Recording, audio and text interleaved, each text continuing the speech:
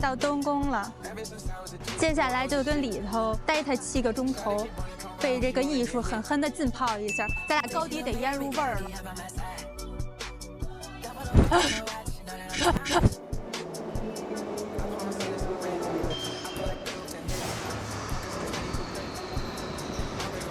东宫作为世界4大博物馆之一，首先就是它真的够大。开局左手地图，右手攻略，是要走到天昏地暗。内侧的是过的是哪边？咱们现在跟哪？咱先上3楼去中国馆了，说那边好像人少，一个人都没有。这边看都是西夏的文物。说当时沙俄走黑土上搬了几万件文物过来，那么多。是我刚才看展板，他就写着是什么多国探险队过来发掘的。对，就是一群强盗嘛。当时不是好多那种探险队，就趁着当时乱，国内就无政府状态，管不着那么多。看这些板块和壁块，明显都是切割过的。易于他们携带。看他这展出的也太随意了，全是裸露的状态，而且还都没有修复。说的是。好了，3楼需要整改，我们再回到2楼的大本营视察一下。它这边比较有名的就是像拉斐尔、米开朗基罗、达芬奇，然后乔尔乔内，还有伦勃朗以及提香，然后大魔王基本上都集中在这个片区。对，他这个就是感觉就之前是他那个王室的私人的收藏馆，都是那个谁叶卡捷琳娜2世，就这一片好多都是他收藏的。看简介，他还特意为收藏这个扩建了东宫，把东宫旁边又建了几个馆，然后就形成了一个建筑群。包括现在这个拉斐尔长廊也是他之前去欧洲那边喜欢，到梵蒂冈觉得好看，复制了一份。找那个拉斐尔跟他那个学生过来复制了一份，说他这个风格是什么怪诞画的那个风格，怪诞的风格。他确实墙上有很多画，看着就很奇怪。对，你细看的话，他那个元素比例就很奇怪。这是什么？对，就是很奇怪。蝴蝶和螳螂小人。对，然后但它就结合什么动植物。对呀。这种。所以就整体就显得非常和谐。然后你要看整体的话，就比较和谐。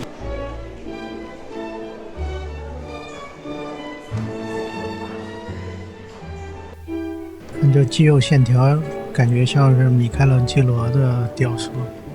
对，这就是他的蹲着的男孩。这不是抠脚的男孩吗？这2个也像是米开朗基罗的。哎，对，他这展牌上说的就是米开朗基罗的作品。但是说好像只有那个男孩是真迹，剩下的就都是仿品。哇塞，看这背部线条是挺像他的。对，就是全是肌肉。这不是那个梵蒂冈的那个圣殇吗？对，你知道吗？特别逗。按理说那个达芬奇不是老拖延，然后不完成作品，米开朗基罗就是工作狂嘛。但是东宫特别奇怪，这米开朗基罗的刚才那个男孩，他没有雕刻完成，但是东宫的达芬奇的画却都是完整的画。东宫反着来。对。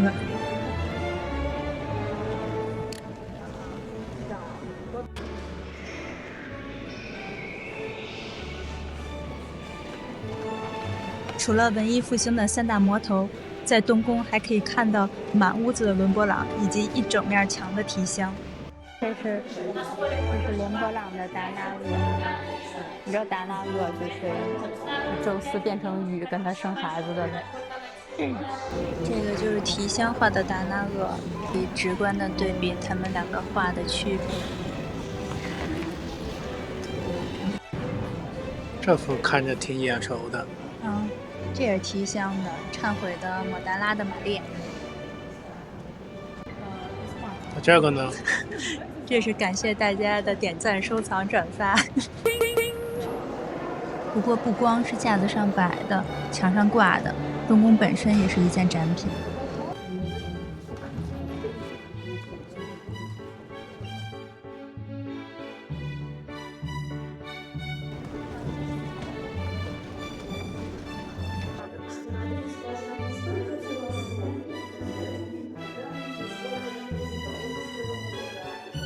太公奢华这种。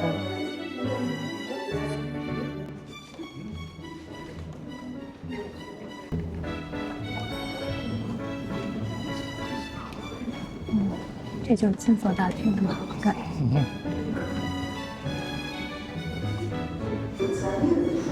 就西洋钟加西洋钟。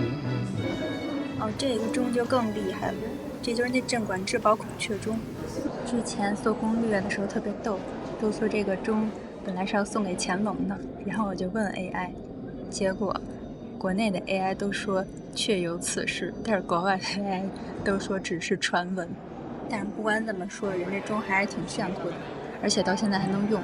然后每周五晚上7点呢，它就会动，然后就能开屏什么的。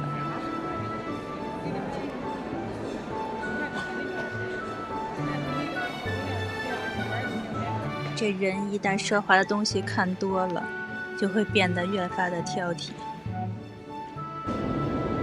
这是大皇座厅，加镀金的，怎么不弄个纯金的？这是小皇座厅。皇座确实挺小的。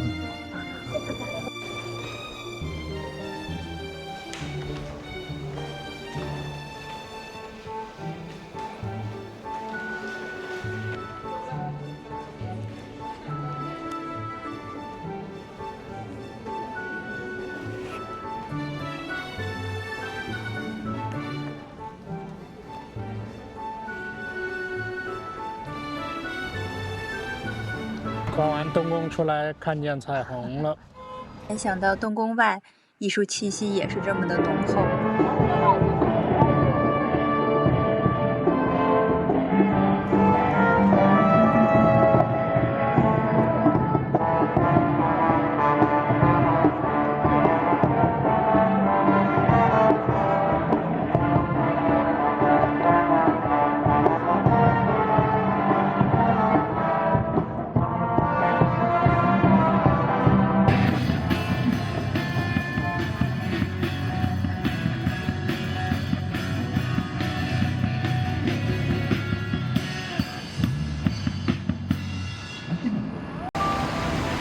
俄罗斯的超大棉花糖，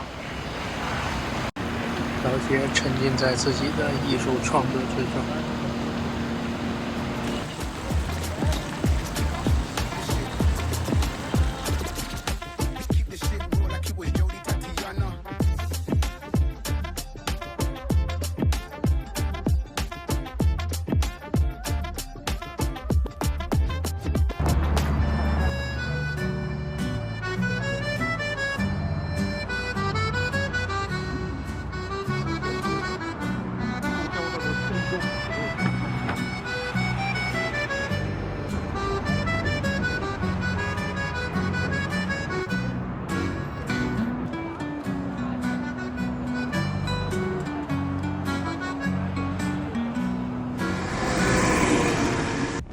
终于逛完了。